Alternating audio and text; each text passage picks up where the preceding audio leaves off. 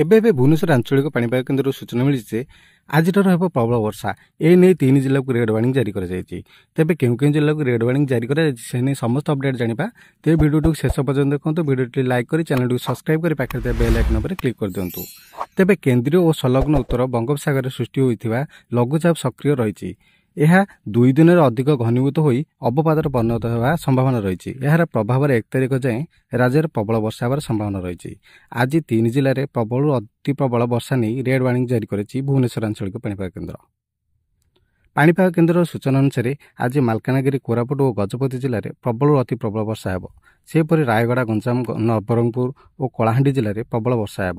ସେଥିପାଇଁ ଏହି ଜିଲ୍ଲାଗୁଡ଼ିକ ଅରେଞ୍ଜ ୱାର୍ଣ୍ଣିଂ ଦିଆଯାଇଛି।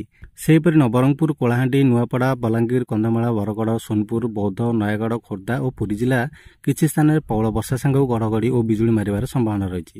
ସେଥିପାଇଁ ଏହିସବୁ ଜିଲ୍ଲାଗୁଡ଼ିକୁ ୟେଲୋ ୱାର୍ଣ୍ଣିଂ ଜାରି କରାଯାଇଛି।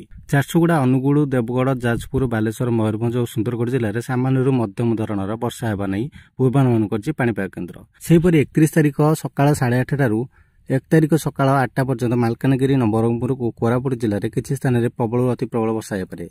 ସେଥିପାଇଁ ଏହି ଜିଲ୍ଲାଗୁଡ଼ିକ ଅରେଞ୍ଜ ୱାର୍ଣ୍ଣିଂ ଜାରି କରାଯାଇଛି। ନୂଆପଡ଼ା, କଳାହାଣ୍ଡି, ରାୟଗଡ଼ା, ଗଜପତି ଓ ବଲାଙ୍ଗୀର ଜିଲ୍ଲାରେ ପ୍ରବଳ ବର୍ଷା ହେବାର ସମ୍ଭାବନା ଥିବାରୁ ୟେଲୋ ୱାର୍ଣ୍ଣିଂ ଜାରି କରାଯାଇଛି।